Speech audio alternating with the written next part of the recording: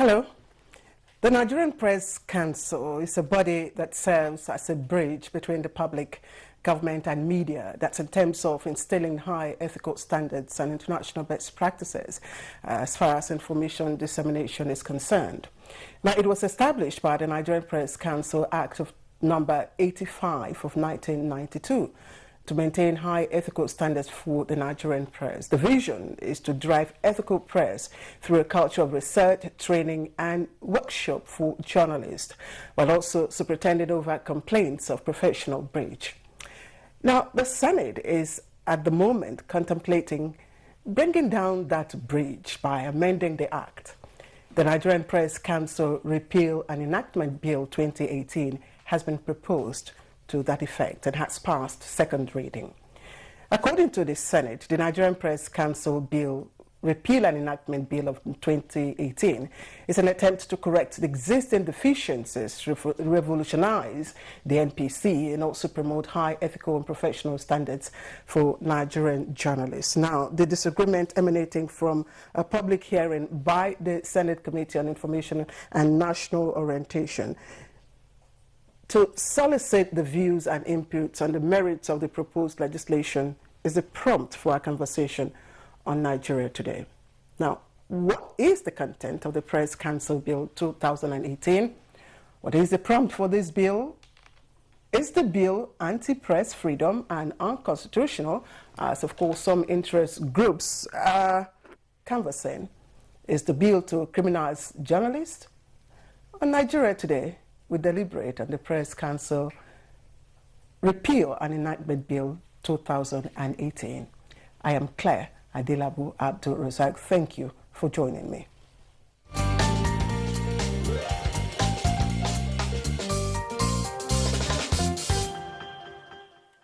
All right, welcome back. Let me quickly introduce my guests. I'll begin, first of all, with the former Executive Secretary, Nigerian Press Council. He's a familiar face, Bayo Atoyibi. Thank you very much, Bayo, for joining me. Thank you for having me. Good evening.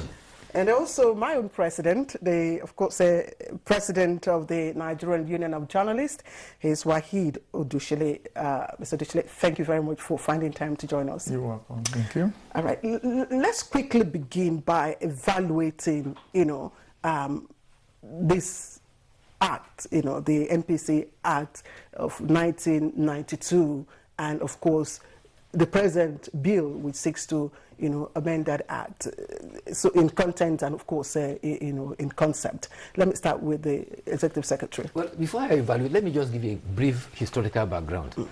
Yesterday's attempt at the public hearing is the fifth attempt to give Nigerian Press Council a law. The first attempt actually happened with the promulgation of Decree 31 of 1998. The industry, the journalists, rejected it completely.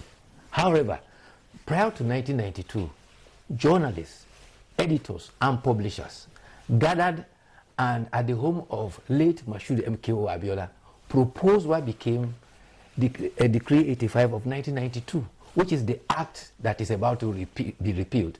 Everybody in the industry was on board, but things fell apart when the administration of General Abdulsalam was leaving in 1999. Then they introduced Decree 60 of 1999 as an amendment act. That is when the Newspaper Proprietors Association went to court to challenge that law, saying it is unconstitutional. In fact, the Federal High Court in Lagos ruled 17 of the 32 clauses to be unconstitutional. However, in that interim, Honorable Abike Dabiri in 2009, October specifically, proposed a journalism enhancement bill as an alternative to fill in the void because of the support that was there because of the court case. Okay. It became contentious, just like what we had yesterday. And then the House of Representatives, in its wisdom, selected a technical committee comprising of all stakeholders, NUJ, Guild of Editors, NPAN, including NAJMAD, National Association of Teachers of Mass Communication, Journalism and Mass Communication Teachers, and others. And there was an amendment bill. They took out those sections that were introduced by the military regime for which the industry was objecting. Those sections that were contentious. Yes. So it was taken back to the House of Rep. For 9 years, nothing was done about it. In the interim, the Court of Appeal now ruled that journalism can be regulated, and that law is not unconstitutional. So in essence, Bayo, what you're saying is that ab initio, the act had, you know, the input of almost everyone. It was a consensus. It was, in fact, does that resonate with you, Wahid? Well, what's the Nigerian Press Council, as it is presently constituted,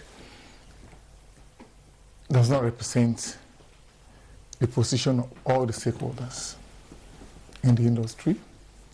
And going to, even from the historical perspective that Mr. gave, we could see that we had a disagreement, a very, very large constituency, very, very important constituency in the media was against certain provisions. And that was why we went to court. And well, there are 3 stages in adjudication. We are the court of first instance in this matter, the High Court. The MPO at the upper hand. We were given what we asked for, but the government went on appeal. The appeal overturned the High Court, and we are now in the Supreme Court. You see, if there are no issues, definitely will not be in court. If all the parties agree to the Press Council decree or acts that's to be repealed, will not be in court. That shows that something is fundamentally wrong. Okay, can we quickly draw, you know, the major differences in the act and of course the new bill that's been proposed, Mr. Toebe? Well, in terms of content. Yes, in terms of content. That is why the background I gave. The new bill that is there, that the Senate is looking at now, is exactly the one that the Tony Momo Technical Committee appointed by House of Representatives to resolve it proposed. However, before the bill came into light, there have been a few clauses that have been introduced, which is, for me, I'm not even comfortable with it, where you have penalties, as if you are elevating the Press Council onto the status of a quasi-court. Actually, the Press Council serves three functions. First, as a board that gives policy direction to the industry. Secondly, it serves as a peer review council, where the members are composed of majority journalists. And so, if, for instance, the Code of Ethics, which is the rule book of the journalist, says that a journalist shall not publish information which is false. This is here in the code. But if a journalist publishes information that is false, then what? What happens to him for publishing information that is false? So the peer group will now review. They are in position to say the journalist could either be cautioned, reprimanded, warned, or in extreme cases, maybe suspended. You will recall that just about 2 or 3 weeks ago, the Nigerian Bar Association called lawyers to bar. 1,561 were called to bar. And there it was announced that 7 lawyers has been suspended, and some others had their names stricken off the register. So every profession must have a system of disciplining and ensuring that the rules are abided by. Some interest groups, Wahid, do see this as violating the Charter on Human and People's Rights, of course, which Nigeria is signatory to, in terms of infringing on press freedom. Yeah. You see, the truth is this. Let me just take it up from where it stopped, talking about regulating the practice, and nobody amongst the stakeholders is against regulation. Okay. So what is the issue? We are against government regulation.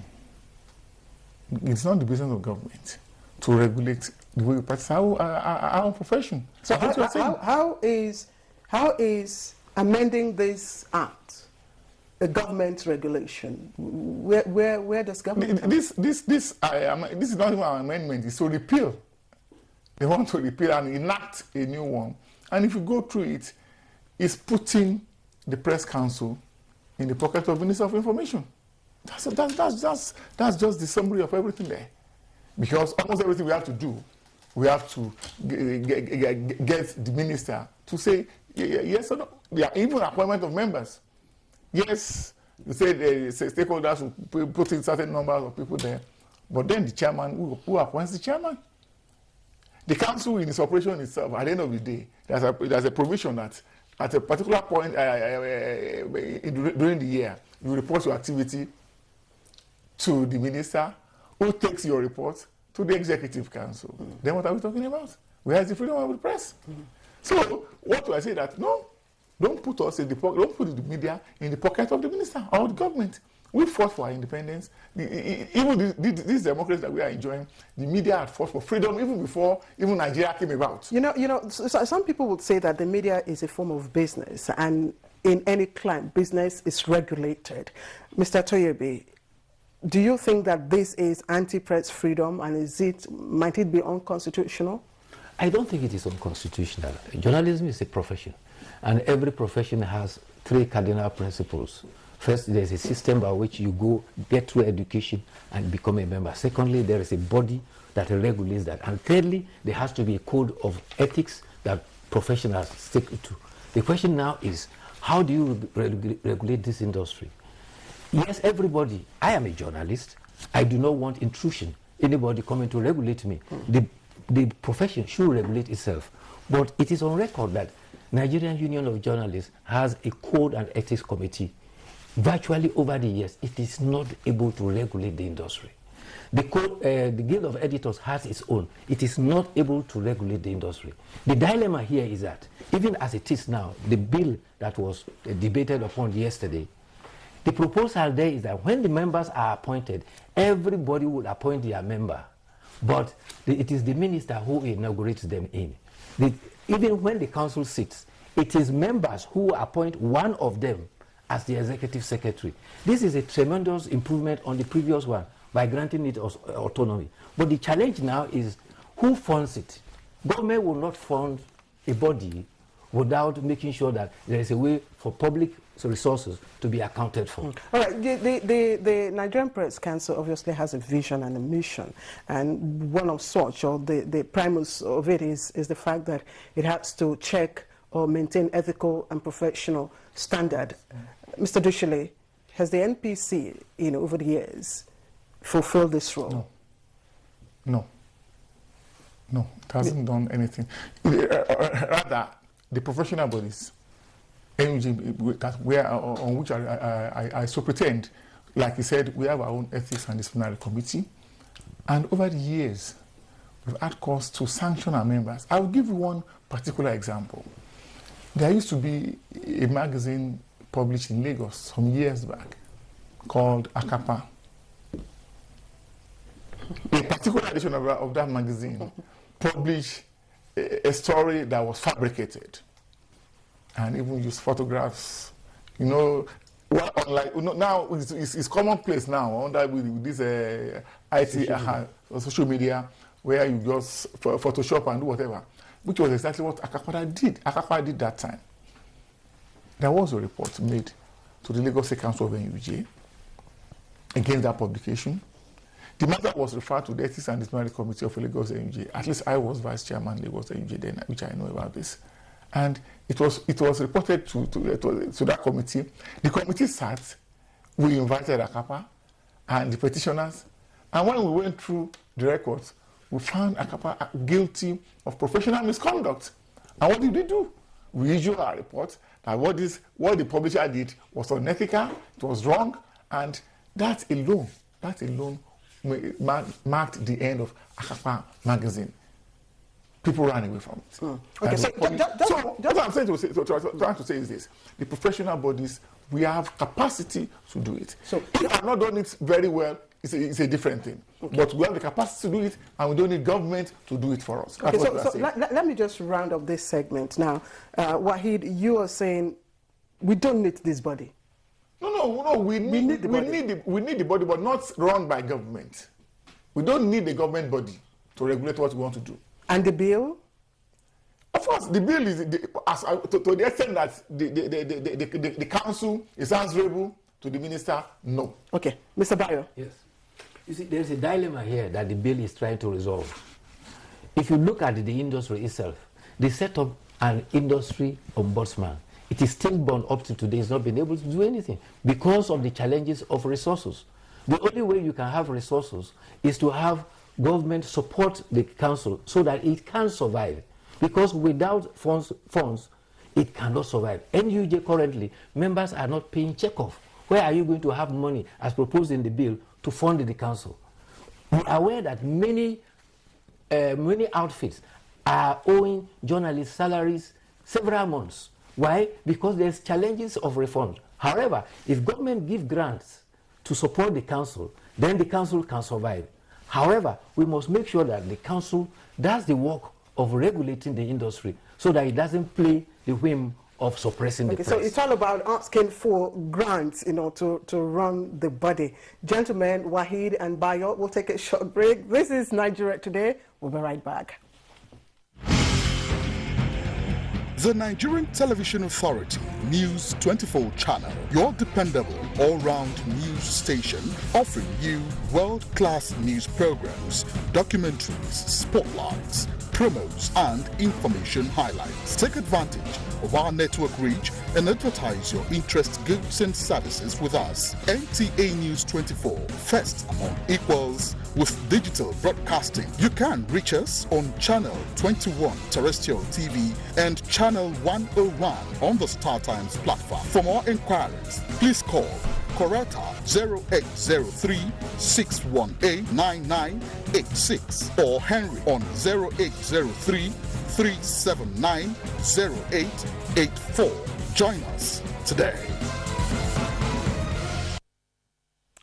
All right, thank you for joining us again on Nigeria Today. We're looking at the Nigeria Press Council Repeal and Enactment Bill 2018.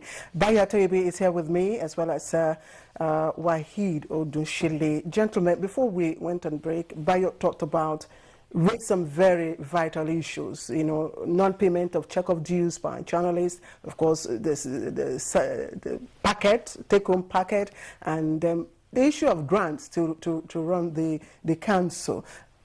Wahid, are those germane, concerns? Well, you see, one, there's no way you run the NPC using check-off due payments. That is from that's from journalists, and check-off dues payment is made to run union activities. Media owners, media is also a business. The owners set up their business to make money, and if there is an agreement, even though there could be a law for that purpose, that if you look at even the provision of this the new the enactment that is being intended to do the purpose of funding government grants and funding by media owners, there could, if it is part of the law, remove government funding, can say this council will be funded by media owners. Then we begin to say, how do we to fund it? If it's part of the law, media owners will also have to find the money. Okay, let me quickly talk about the composition, because that was a major issue, and Wahid has just raised it. The composition, appointment of the council, and the constitution, Bayo. Does that bother you as a journalist? Well, the issue, my concern about the composition was that it was proposed to be a 23-member board, and I felt it was unwieldy, it's too large. Secondly, I also indicated that the 2 members of the National Assembly requested to be on it was very unnecessary. I'm glad that the chairman also indicated that they intend to take that out because they'll be too busy to be members of the board. But if you look at it by cross-section, NUJ has 4 members, Guild of Editors has 3 members, Broadcasting Organization of Nigeria has 3 members, NPAN has 3 members. So by the time you look at it, majority of them are journalists, professional journalists. Even those who are a Broadcasting Organization of Nigeria, if they are to send persons, he must be a journalist. News Agency of Nigeria, if they are sending a person, he must be a journalist. So you are going to have a peer review panel that will constitute the board to look at the infringements based on the code of ethics. So might there be any lesson we can learn? Because this was, again, the issue of reportorial lines and who heads, whatever. This was the problem that came with the PIB bill and why it was unbundled. Is there a lesson we could learn from that? Well, if we talk about is there? Because you raised the issue of, the minister. That's what I'm saying. If you talk about who is there, if it's left to us to determine, for instance, who becomes the head, and we are not made to report on an annual basis our activities to the minister, the issue of, you see, in the media, the issue of freedom, non-interference is very, very important. And you see, for a democracy, the media must not only be independent, but must be seen to be independent for that democracy to survive. And I've not seen or heard of anywhere in the world where democracy is practiced and the media is subjected to the control of government, either directly or indirectly, as this bill is proposing. We must run up. How might this bill criminalize journalists? Let me hear quickly. There's a provision there that journalists will be, if you commit whatever offense as specified there, there's a jail term. That is criminalizing journalism. When the state interferes in terms of grants, like he pointed out, how might that interfere with press freedom and, of course, the freedom of the journalists to practice? You see, the press freedom is predicated on prior restraint. You don't restrain the journalist before he publishes his news. You don't interfere. He who pays the piper, remember the old adage, he who pays the piper dictates the tune. Oh, so is that what you are saying? If a state, brings the grants, of course, the state must also have an input into what goes out. Yes. The state has an obligation. The section 22 of the Constitution says it is the role of the mass media to hold those in governance accountable. So the government that wants the media to perform that role should fund the activities of the media. And one of the main activities of the media that they could provide a grant for is not even, a grant is a kind of amount of money. Is that a meeting point, quickly? Yes, it's a meeting point. Is that a meeting point? Well, the funding that is contentious here could be solved by another means. We would not money coming directly from government. Yes. That money could come from the public through licensing fee, and the media houses, like I've said, will also make their own contribution to the funding of the NPC. Bayo. Well, if you suggest license fee, it's a good suggestion. But however, how did license fee come about? Government sells frequencies. It's the frequencies that people use that you now pay license fee. So indirectly, it's still coming from the same government. What we need to do, like the chairman said yesterday, we don't have to throw away the baby with the bathwater. If there are clauses there that all of us has concern about, let's take them out. But journalism needs to be better professionalized. He and I and all of us are not comfortable. There's a clause in the law that deals with quack journalism. One of the problems that is eating away the reputation and undermining the credibility of journalists. If you go to very many public institutions, hotels, people go there and pretend they are journalists. They claim they are journalists, and they are not. And they are earning journalism a very bad name. So there's a lot of good here than even the few bad things there. Well, you see, you have to be snappy. Yes, I will. You see, like you said, you don't need to go further to examine the fish. Once the egg is rotten, this fish is bad. So what we are saying is that the idea behind this the bill is to put, like I said earlier, to put the practice of journalism in the pocket of the Minister of Information, which is wrong. We need our freedom. All right. to survive. I'm afraid we must end our conversation, and of course this all-important issue, that's the Nigerian Press Council Repeal and Enactment Bill 2018. 2018. My guest, of course, has been Bayo Toribu, who is the former Executive Secretary of the Nigerian Press Council. Bayo, thank you for joining me. And also Wahid Odunshile is the President, Nigerian Union of Journalists, NUJ. Wahid, many thanks to you for joining me. Thank you, and of course, you can always be a part of our program. You can watch it online at www.youtube.com/NTA News 24 Hub. I am Claire Adelabo Abdul Razak. You enjoy the rest of your day. Bye-bye.